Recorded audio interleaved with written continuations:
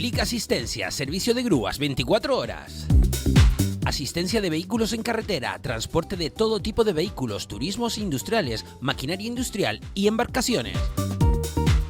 Clic Asistencia, servicio de grúas 24 horas, 654-64-8469. Clic Asistencia, patrocina el magazine.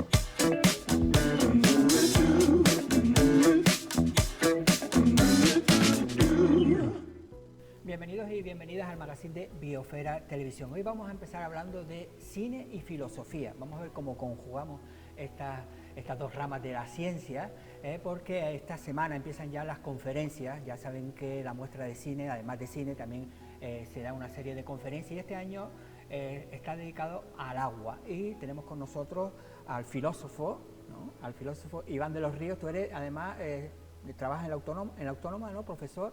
De filosofía en la Universidad Autónoma de Madrid. Porque hay una carrera que es filosofía. Hay una carrera. Filosofía y letras sigue siendo. Filosofía solas. Antes era filosofía y letras. Antes ¿no? Filosofía y letras, que incluía todas las humanidades, pero ahora filosofía como grado, digamos.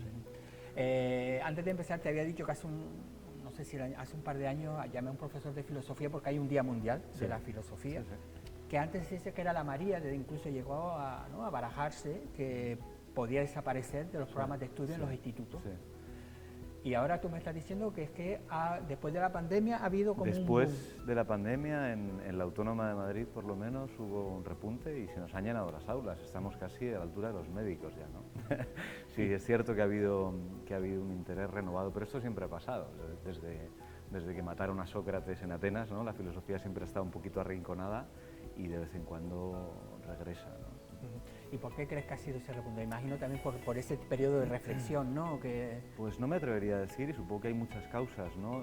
A mí me gusta pensar que lo que hacemos en las aulas y lo que decimos, lo que leemos en los libros, tiene algún sentido que solo se desveló ante la experiencia terrible, ¿no? Y asombrosa y amenazante ante la inminencia del desastre, ¿no? Entonces, al final, quizás, no me atrevo a decir que es por eso, pero quizás sí que de alguna manera le dimos las orejas al lobo y nos dimos cuenta de que vivir lúcidamente no es lo mismo que vivir inercialmente, ¿no? Entonces salimos corriendo a esas disciplinas que nos ayuden a tomar en serio una vida que vamos a perder, claro, y que no sabemos dónde nos lleva. Las prioridades, ¿no? Que es. la pandemia nos puso una serie de prioridades, porque antes decíamos, hago una carrera y relacionas carrera con tu futuro laboral, y con tu futuro laboral con tu desarrollo personal. Exactamente. Claro, la filosofía decía que yo no voy a encontrar trabajo de nada, que eso es mentira, porque tú eres... Aquí estamos, ¿no? Eres profesor universitario. Pero teníamos un poquito ese concepto, ¿no? De carrera, profesión, vida personal. Y eso está claro que no es así. Claro, y luego en muchos de los casos, ¿no? Efectivamente, ¿no? Y la filosofía también es una disciplina que está enfocada quizá a una serie de valores, ¿no? Que no son exactamente esos que se nos venden cotidianamente como los valores más deseables, porque son los más rentables, los más productivos, los que te van a hacer millonario y famoso, ¿no? Si quieres ser millonario y famoso te has equivocado de puerta, sin duda, ¿no? Claro. Pero quizá la pandemia, insisto, ¿no? Nos dio de bruces con la necesidad de comprender cómo es posible que nosotros, animales tan inteligentes, seamos a la vez tan quebradizos, ¿no? Y esa pregunta es muy antigua. Y hay muchísimas respuestas al respecto, pero preferimos no mirarlas porque da un poco de miedo el asunto. Que yo imagino que a ti te pasará, ¿no? Como con la moda y eso, que mucha gente descubre cosas y tú dirás, mira, esto hace 10 siglos o 20 siglos, esto, sí. o incluso antes, que ya se había pensado, ¿no? Claro, y luego además la filosofía tiene una cosa muy interesante, ¿no? No confundamos la carrera de filosofía o la asignatura María que decías tú, que existe, con la filosofía como actitud y como forma de vida, ¿no? Es decir, uno puede filosofar aunque haya estudiado periodismo, sea carpintero, sea músico, sea música, ¿no? En ese sentido, la filosofía te confronta con algo que todos reconocemos como propio, que es que estamos aquí, que sabemos que vamos a dejar de estar y que no nos da igual cómo atravesar, ¿no? Ese camino. Entonces, ahí yo creo que hay una necesidad que antes o después necesitas ser satisfecha, ¿no? Y la filosofía no te da una receta, pero te ayuda a plantearla con cierta lucidez, ¿no? Bueno, hablamos de la muestra de cine, por cierto, esta tarde a partir de las 7:30 en la UNED es la conferencia Rumor de fondo, la filosofía entre el manantial y el desagüe. No sé si cuando te llamaron a ti te llamó, oye, que tenemos una muestra de cine y queremos que hables de agua. Pues algo así, sí. También el director de la muestra es un buen amigo mío, Javier, desde hace muchos años, Javier Fuentes Feo, y me propuso justo eso, ¿no? Ya sé que te gusta mucho la literatura, pero tú habla de filosofía, ¿no? Del agua en la filosofía. Y me pareció un tema muy interesante porque el agua, evidentemente, no solo es un elemento esencial para la vida que se puede enfocar en clave naturalista, que también, sino que es una palabra, y es una metáfora, y es un símbolo, y es un horizonte de sentido, ¿no? Al que recurrimos paradójicamente para decir eso que siempre se nos escapa, ¿no? Entonces esta idea, ¿no?, de que el agua representa una experiencia que tenemos del mundo y de nosotros mismos como lo inasible, lo que se fuga, lo que se adapta, ¿no? Es muy potente y ha construido grandes doctrinas filosóficas, ¿no? Claro, de hecho tú hablas que el agua es el origen también de la filosofía moderna, por decirlo, bueno, contemporánea. Sí, bueno, de la filosofía occidental, ¿no? Occidental. Porque estaba este señor... Sí, porque no vamos ahora con... No, yo tampoco me voy a meter ahí porque no lo conozco tanto como la occidental, pero sabemos que el agua también es muy importante, ¿no?, para otra cultura. Por eso digo, ¿no?, que la pregunta no es qué es el agua como elemento químico, sino para qué sirve una determinada figura o imagen, lo acuático, ¿no? Para qué sirve una metáfora con respecto a la necesidad que tenemos de comprendernos a nosotros mismos. Y eso no es ni oriental ni occidental, ¿no? Eso es humano en sentido estricto. Y el agua está en el origen de lo que se ha llamado la filosofía griega, ¿no? El primer gran filósofo o el protofilósofo. Y muchos lo reconocen, Tales de Mileto. Tales de Mileto, ese señor que iba tan concentrado mirando los astros que se partió la boca en una zanja, decía Platón, ¿no? Pasa por ser el primer filósofo porque es el primer pensador que quiere explicar la naturaleza desde sí misma. Es decir, ¿es posible pensar la realidad desde sí misma o tenemos que abandonarla hacia otro plano para explicarla? ¿Es posible explicar la naturaleza sin recurrir a mitos, a dioses, a fábulas? Sí, cree él, ¿no? Para ello hay que encontrar un principio material, ¿no? Un elemento que sea la raíz de todas las cosas, que estén todas ellas y que además las explique. Bueno, claro, porque hay que decir que antes todas las culturas, para aquello que no era explicable, siempre recorríamos a los dioses o al cielo, cualquier cosa. Seguimos haciéndolo de muchas maneras, ¿no? Y me pregunto si recurrir al agua en realidad no es un gesto que perpetúa la misma sed metafísica y religiosa, porque parece, ¿no?, que estamos recurriendo a un principio material, pero en realidad se trata de encontrar, repito, ¿no?, un principio último que aglutine, ¿no?, la pluralidad y que nos permita comprender todas las cosas. Claro, cuando tú hablas del manantial y el desagüe, eso es. Claro, yo imagino que el manantial es cuando hablamos, ¿no?, el río de la vida, todo esto, ¿no?, que fluye, el desagüe es cuando caemos en el fondo. Está muy bien que digas eso porque me gusta que cada uno también escucha cosas distintas ahí, sin duda hay eso. Y yo estaba pensando, aunque lo que tú propones es igualmente válido, que sin duda la idea del agua siempre ha sido la idea de la fuente de la vida, ¿no? Potencia de vida, potencia creadora, potencia destructiva también, porque el agua es lo que nos castiga, lo que nos inunda, el agua es ese elemento que la tradición religiosa también se ha utilizado como... El pensamiento tiene sed. ...de la humanidad, etcétera, ¿no? Pero yo estaba pensando en que además del manantial, paradójicamente, para poder pensar, ¿no?, en el agua, tú y yo necesitamos utilizar algo que detenga el ritmo implacable de todas las cosas. Por ejemplo, palabras, ¿no? Por ejemplo, textos, ¿no? Como si así pudiéramos de alguna manera congelar la vida, domesticarla, ¿no?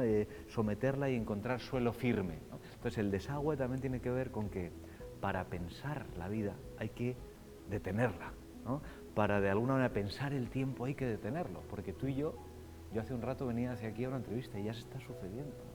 Y ahora esto ya está pasando, ¿no? Entonces, la idea del desagüe es que para poder pensar mínimamente tenemos que detener, es decir, desaguar, ¿no? Es decir, congelar, solidificar, tratar de perimetrar, ¿no?, en algo manejable eso que sigue su curso, que a ti y a mí nos llevará por delante y a todos nuestros espectadores también, lamentablemente, ¿no? Pero se trata de tratar de encontrar en ese flujo formas de estabilidad, de firmeza, es decir, desaguar, ¿no? Claro. Lo que pasa es que el agua casi siempre nos hundimos, ¿no? Sí. El agua casi siempre, agua pasada no mueve molino, ¿no? Eso Todo ese es. tipo de el Ese refranero es el español, que es refranero, muy buenísimo, importante. sí. Y en el agua generalmente suele ser, ¿no? Eso es, tiene un lado como ambivalente, ¿no? Por eso te decía, manantial, fuente de vida, prístina claridad, pero el agua también es un elemento tenebroso, ¿no? Entonces me gusta pensar que es uno de los terrores más antiguos del ser humano. Al final, la experiencia que uno tiene ante la dimensión insondable, ¿no? de lo acuático que es, una Sí, experiencia aquí siempre se habla que la fuerza del agua es imparable. Eso es, decir, ¿no? es lo primero que tiene, cuando vivimos en islas, ¿no? Claro. Tienes que tener ese concepto, ¿no? Esa- De que el agua muy bien, pero tienes que tener cuidado, ¿no? Eso es muy interesante porque el agua entonces sería, decíamos antes, una metáfora o un símbolo que nos recuerda la insignificancia del humano frente al todo del que forman parte, ¿no? Es decir, es como una llamada a la serenidad y la cautela. Tranquilo, que usted no es más que algo que se puede Pasa llevar que por para un delante del agua. canario generalmente necesitamos ese horizonte de agua, ¿no? Eso es, pero a la vez, fíjate, hay una metáfora muy bonita de un poeta romano que se llama Lucrecio, que dice algo que parece muy sádico, pero que es muy inteligente. Dice, no hay nada más dulce que observar desde tierra firme un naufragio en alta mar. No porque nos alegremos del dolor de los otros, sino porque nos alegramos de estar a salvo, ¿no? Entonces, esa idea de mirar el mar desde formas de firmeza, ¿no?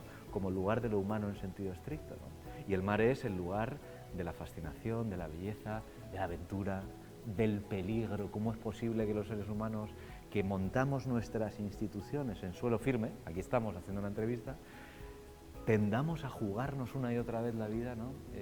Abalanzándonos hacia lo desconocido? Eso también es el agua, ¿no? El riesgo, pero el riesgo es la belleza a la vez. Entonces tiene como esa cosa terrorífica que sin embargo nos suscita mucho deseo y nos fascina. Entonces creo que el agua como palabra, como metáfora, como experiencia, para un canario supongo que más que nada, es a la vez un terror muy antiguo, pero una belleza fiel. Y para la gente que vive cerca de los ríos, el sentarte y ver fluir el agua te da también esa paz, esa tranquilidad, ¿no? Hay una frase de Borges que dice sobre el fuego, pero agua, fuego, tierra, aire, ya sabes, ¿no? Que dice que cuando uno contempla este tipo de elementos te recorre un escalofrío y un asombro antiguo, ¿no? Si uno mira con cierta atención el agua, ¿qué sucede, ¿no? ¿Qué ve ahí? ¿Qué pasa con uno cuando mira el agua? Si tiene razón Heráclito, que dice, nunca nos podremos bañar dos veces en el mismo río, ¿no? Es verdad. Pues la segunda el río ya no es el mismo, Claro, pero es que yo tampoco. Claro.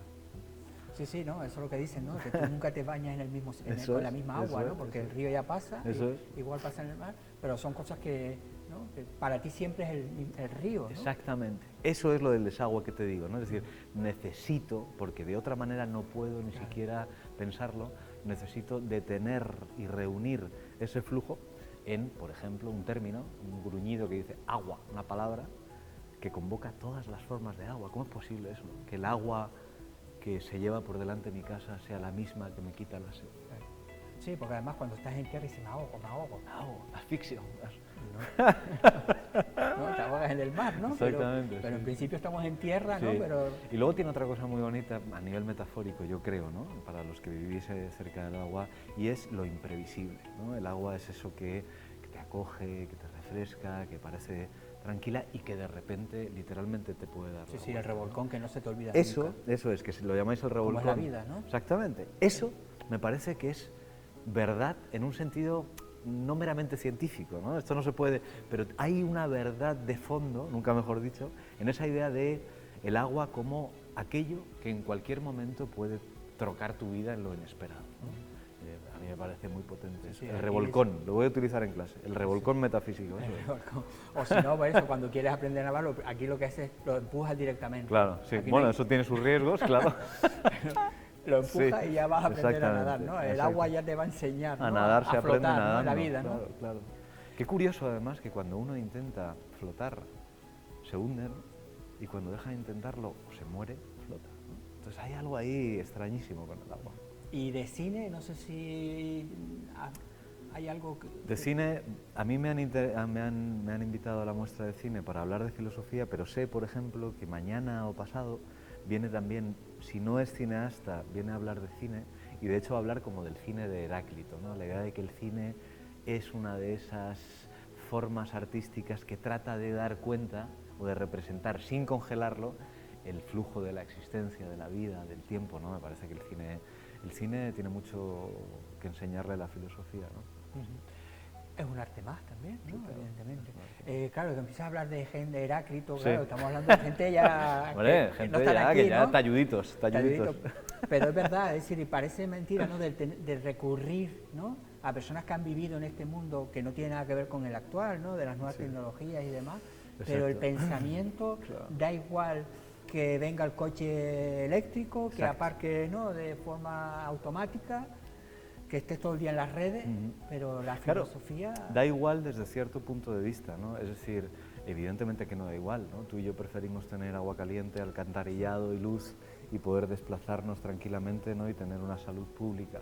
Pero hay un elemento de nuestra existencia que a ti y a mí, es decir, a todos nos importa, que parece que no cambia después de, ¿cuántos? 3.000 años. ¿Cuántos son 3.000 años en la historia del planeta Tierra? Nada. Yo siempre digo lo mismo, nosotros estamos aquí y geológicamente no somos nada. Nada, entonces hay algo ahí que tiene que ver con el fondo que sospechamos que nos llama, ¿no? Y con nuestra necesidad de dar respuesta a esa llamada sin poder hacerlo del todo, que no se agota y no se agotará jamás por muchos poderes tecnológicos que tengamos, ¿no? Y ahí es donde la filosofía anida, ¿no? No para vender ni para dar trabajo a los chavales, que todo el trabajo está mal, ¿no? Pero sí para no olvidar en qué consistimos, ¿no? Porque el momento en el que olvidemos nuestros límites constitutivos, estamos perdidos nosotros y la biosfera, ¿no? Que hay una frase que de lo que nos pasaron, que me la tienes que explicar. Ah, ¿una frase mía?